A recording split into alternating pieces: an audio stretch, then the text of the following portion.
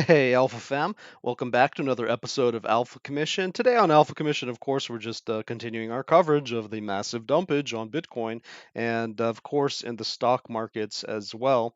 If we do just a quick market check, let's hop over to the stock market and see what's going on. Let's go ahead and start with the Dow. For the Dow, you can see, of course, that we are struggling to hold on to that next level of support.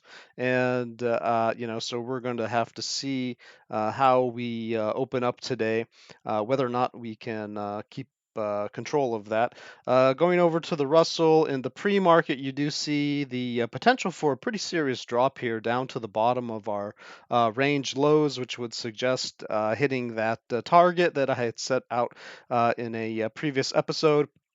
Which would suggest, of course, that we could potentially bottom off of that and then try again as this consolidation area puts in some type of a pattern, perhaps similar to this one, and perhaps even have a bigger bounce depending on how much of a floor we can get in this area, along with all of this support that we have back here, which didn't hold too well at this stage, but as we go lower, perhaps it's just going to get a little bit a little bit more secure, and perhaps some guys will be suggesting that the bottom is put in already. I personally don't believe that. I do think that we can have a rally, but I wouldn't necessarily call a bottom on the market as a whole right before we're potentially facing recessions, right?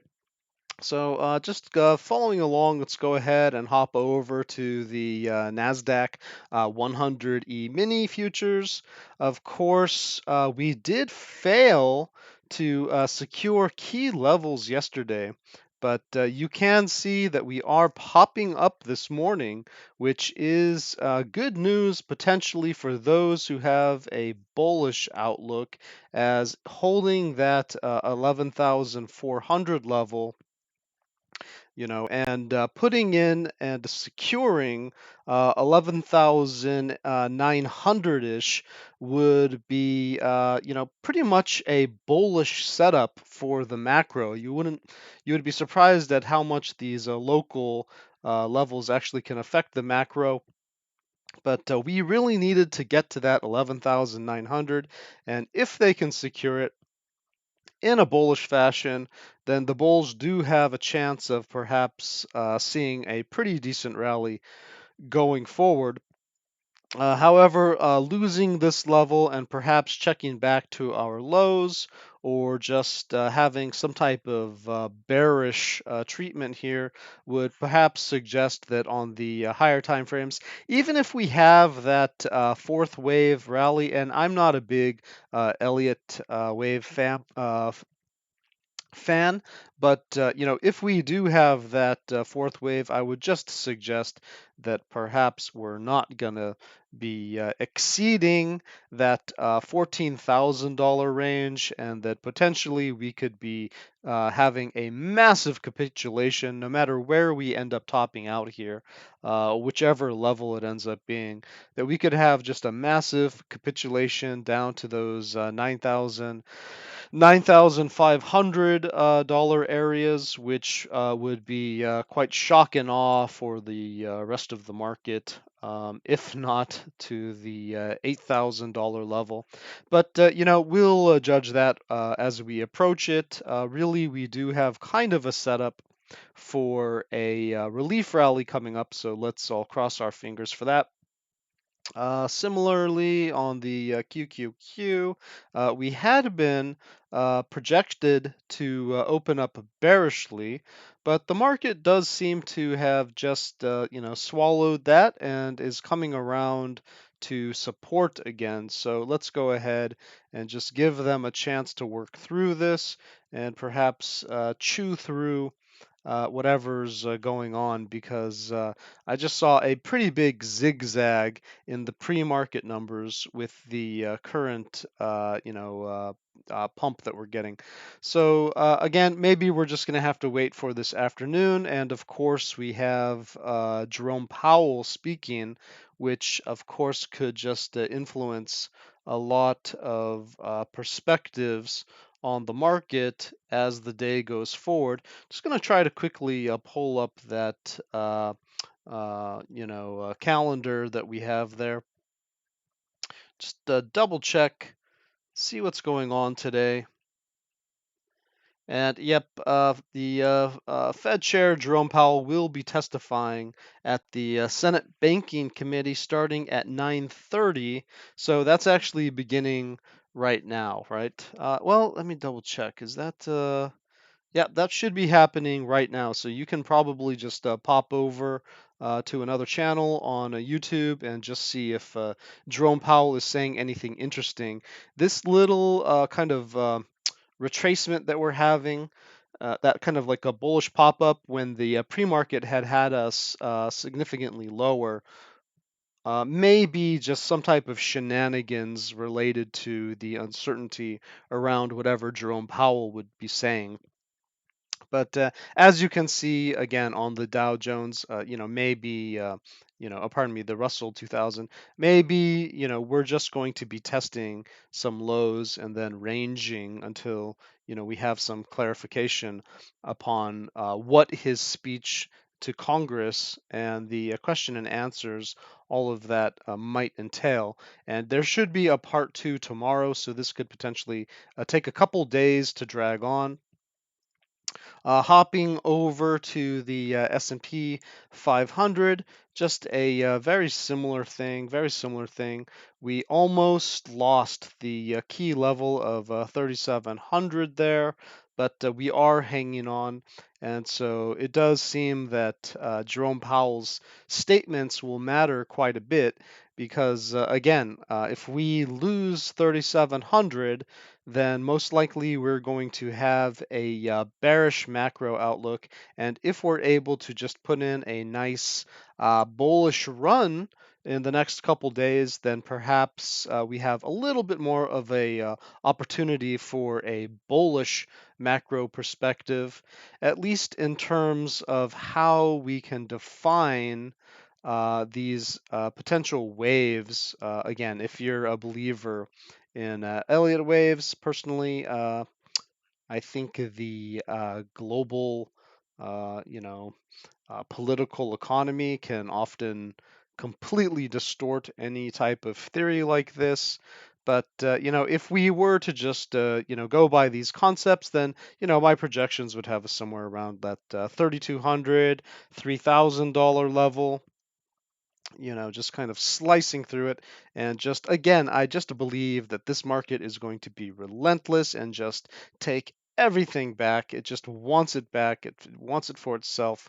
And you can see this type of behavior on the S&P 500, but you can also go back, way back in history and just see how these asset classes perform, and they do tend to just be vicious when there is a major reset. And I wouldn't call it a correction, I would call it a reset. It's like I say, the market, how the market fakes you out, right? First, the correction bottom, right? And then everyone gets bullish, and then comes the capitulation, right? So watch out for this potential fourth wave fake out, okay?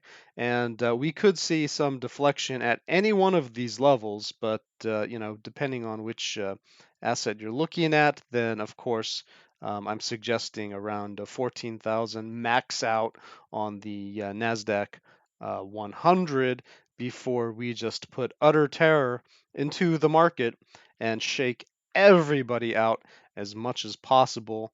This market just has too many people that want to buy in, and we need to get rid of them, right? We need to completely shake them out. There has to be just blood in the water, and we are not there yet. It doesn't matter if crypto Twitter is quiet. People are ready to deploy their money. They're super eager to deploy their money. Everyone is eyeing a very specific price level that they want to buy in at. And so I believe that because we have a super cycle, a commodities super cycle reset occurring, that it is going to be potentially just shock and awe. People are going to lose everything, okay? And then we're going to have that clean slate and we can go forward. That doesn't mean there won't be nice trades. Obviously, if we get some type of major bounce off of these markets, which that's not my target. I'm just suggesting perhaps we could go that high, and then I would limit us there. But if we do have some type of floor, I would just suggest it's probably a temporary floor, and that we end up just making a lower high, and probably it's a good idea to start shorting again. Guys, I'm going to, let's see, take a look at the DXY, but I'm not really sure. If this is going to be that relevant today. We are just kind of like a consolidating sideways.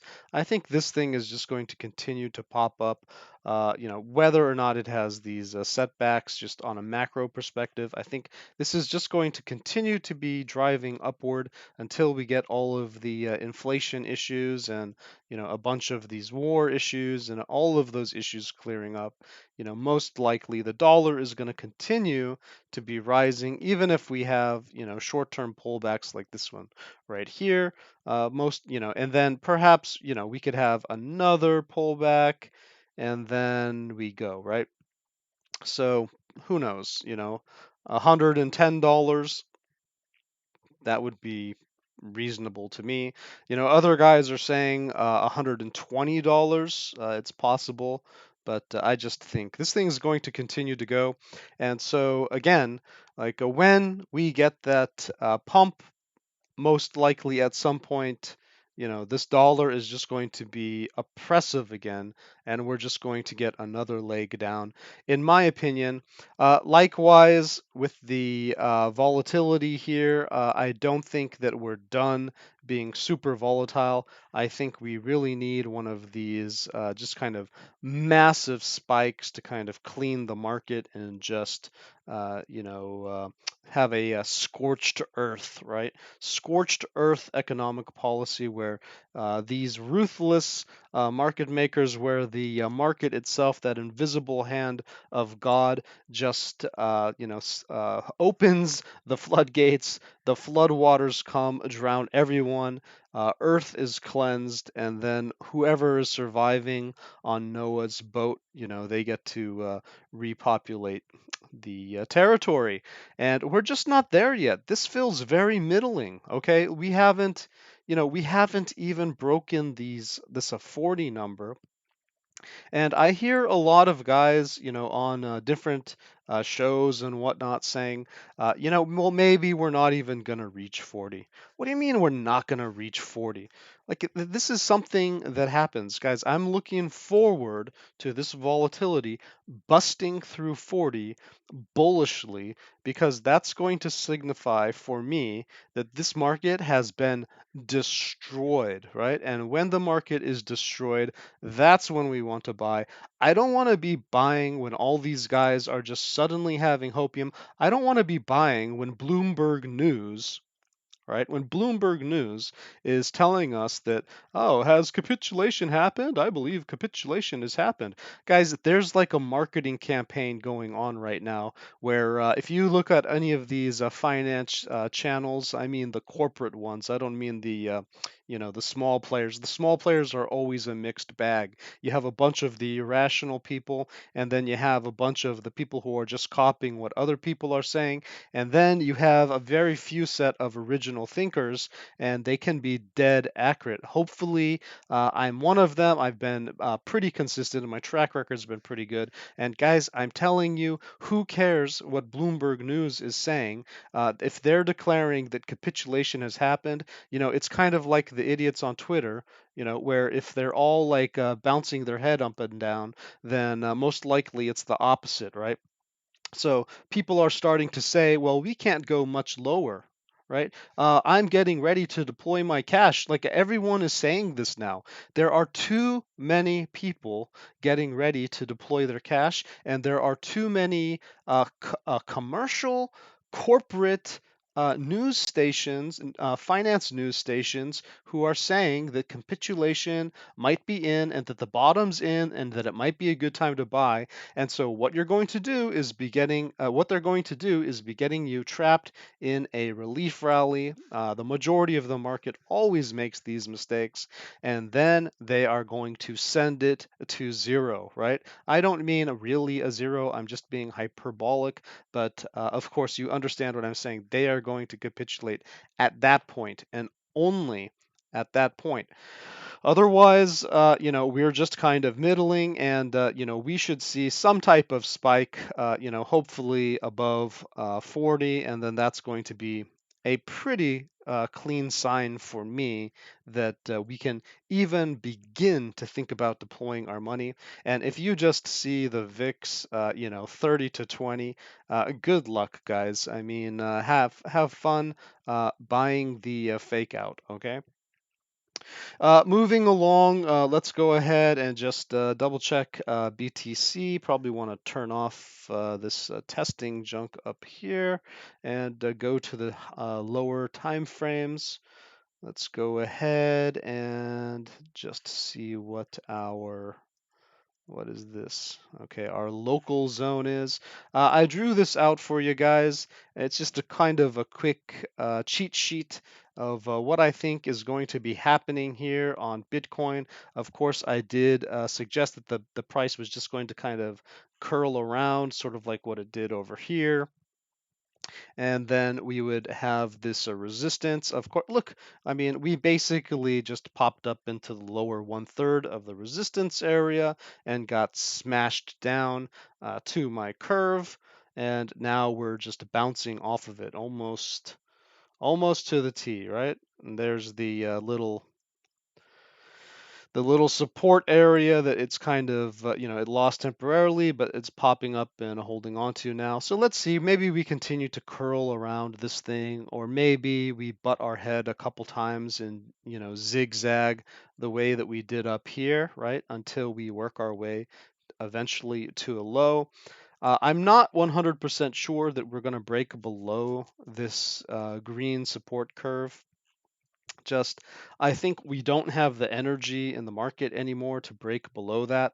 Um, this spike down here really didn't happen on the CME charts, right? The professional exchanges. It was basically just the shenanigans of the market on the weekend when everyone was closed, when all the professional exchanges were closed, right? On the holiday long weekend, they just kind of dumped it down to this area. So I don't think that this has much of an importance, to be honest, because it was kind of a fake out move. And really, I believe that we are just kind of dealing with this low area right here. And but who knows? Maybe we could retest these lows, and if we do, that's going to be a pretty bearish sign in my mind. But I would just expect us to kind of chop down and then perhaps pop up, maybe meet this resistance around 23,000-ish, and then perhaps attempt to hold on to that area. As you can see, we do have, perhaps on the daily, yep. Okay, we do have the 9 and the 21 EMA, to potentially hold us up and get us into some possible squeeze play. But just like up here, perhaps the 34 or the 50 is going to suppress us, where we might end up, just spilling our guts over. However, if we are able to capture that 50, then it will be really critical for us to break 24,000, let's say 500-ish. For some technical reasons, that's a very, very important number. But if we do get a hold of that, then potentially we've got a squeeze play to the upside, and maybe you're going to see that rally that I've been talking about, which of course could look something like this, right? Perhaps to 26,000, perhaps to 28,000, whatever, thereabouts, right? And then if you want to take a look at the structure here, well, really we're talking about, this low this low time frame structure.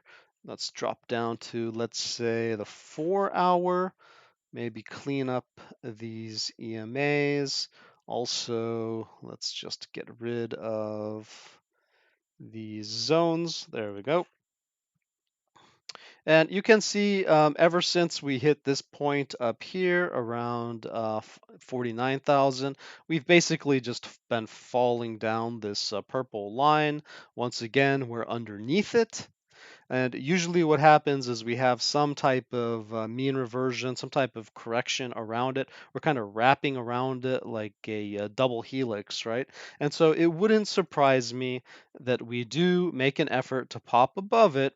And then what I have set out here vertically is the end of the month where the new PCE data, that really hardcore inflation data, starts coming out. And that could definitely just give us a nice, a double whammy to the downside if it ends up being especially brutal. We also have on the 24th, approximately here, where we have this crossover, we do have the potential for, the 5-year inflation expectation. It's going to be the final version is going to be published, and so that could possibly also send us to the bottom of this range, perhaps to this diagonal here. Let's say around 19,500-ish, just roundabouts. It could be anywhere in here. Some type of fake out and then perhaps a pump and then some chop before a potential next drop. If the PCE data at the end of the month on the, I believe it's the 30th, ends up being just kind of neutral, then perhaps we chop it out a bit longer until we get to the CPI data around the, I'm not sure exactly when it comes out, maybe the 10th to 15th, something like that. But we would just wait for the next data set, and then that could be what gives us the launch, or it could be what drops us to hell. And guys, this is the structure I'm looking at. It looks very similar to the structure up here. I've made projections, and so far it's following it pretty good. We can look at the Heiken Ashi candles just to get a better sense of it, and you can see boom, boom, boom, breakdown, catch here, boom, boom, boom, breakdown, catch right here on that line. And so it wouldn't just surprise me if we just chop around and then perhaps tag some low in this area, then pop up, chop around, and then either drop or pop depending upon the PCE data. And of course, just Jerome Powell is making a number of political appearances this week, and so he could be some type of wild card. Congress is getting involved, and so there could be something that just creates a big question in the market, or that provides some type of amazing clarity. So again, that it's called the political economy for a reason. Um, it's not just economics. Both of them are social sciences, politics and economy, and so we really have to think of them together. Guys, I think I'm going to wrap it up there. I hope that you have a good trading day.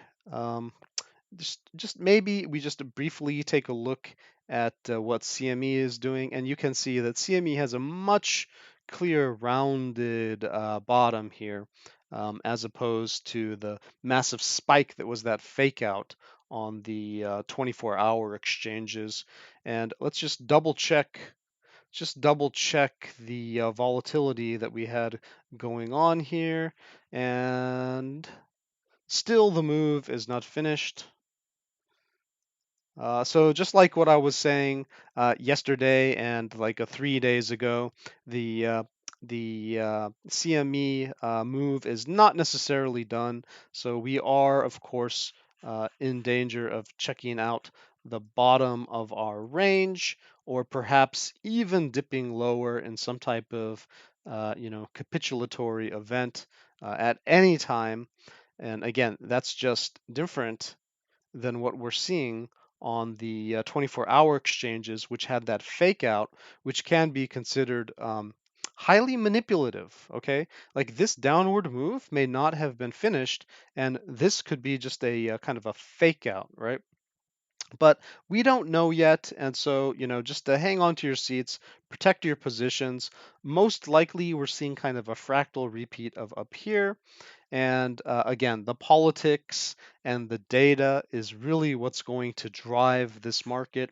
And if it does end up being bad, then again, this is my opinion, but I do believe that we could end up hitting these type of levels, which could be quite scary at perhaps 14,000 to $10,000, and then my personal favorite would be 4,500 to 7,500.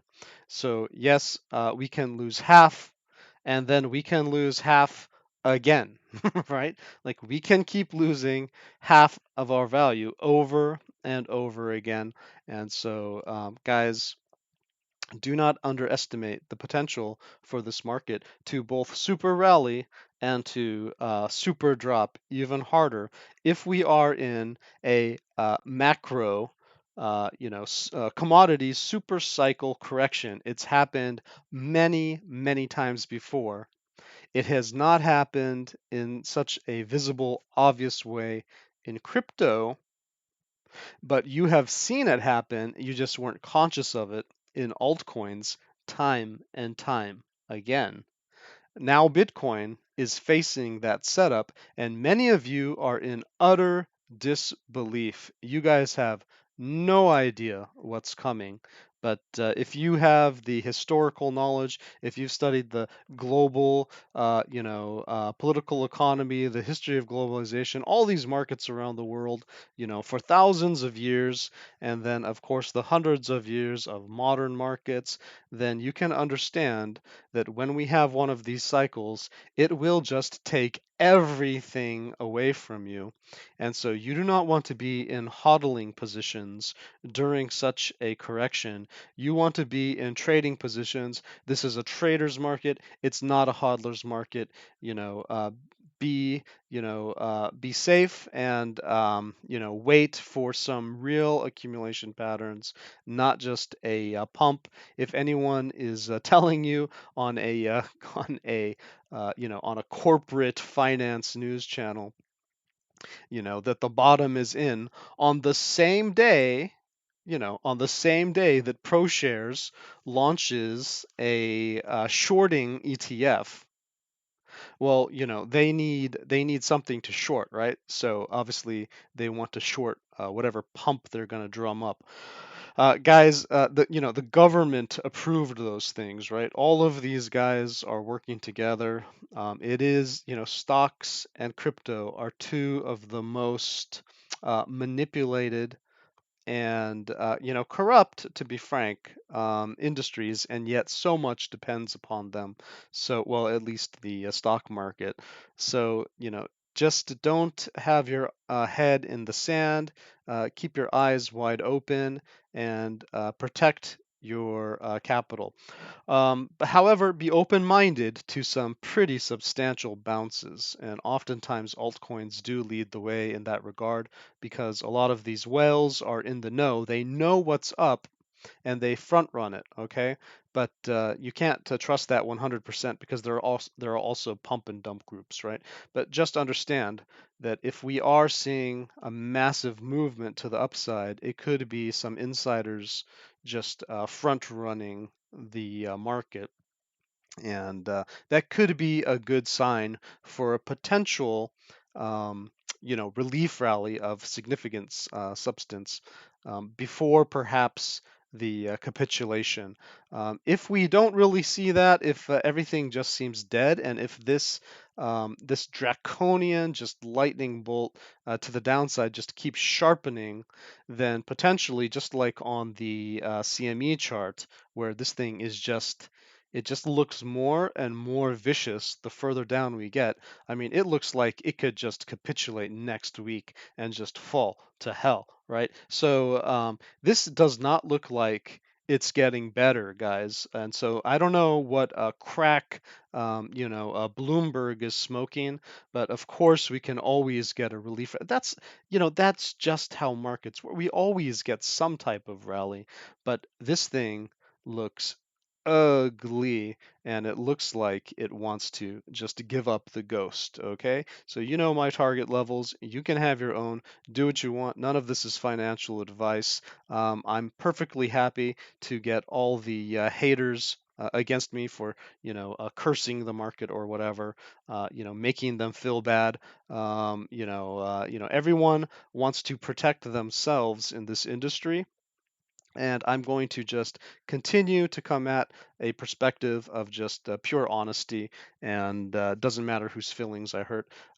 You guys need to hear it so that you can protect yourself, just in case that's what happens, right? Guys, that's it for today. That was your alpha. Stay safe and happy trading.